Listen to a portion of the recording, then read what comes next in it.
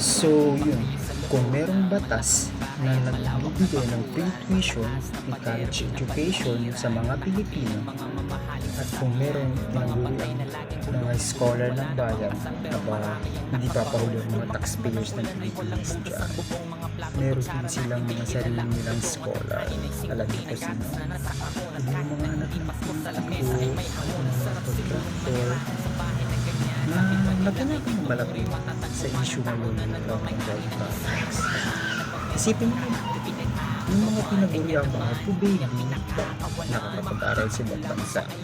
Whereas yung mga scholar ng bayan, yung mga nakikinabang sa isinabatas ni Senator Bam Aquino na free college education sa state universities and college nakapag-aral. Diba ang lupit ng mga taxpayers ng Pilipinas? Napapag-aral pa nila sa ibang bansa ang mga scholar nila. Isipin. Yun lang.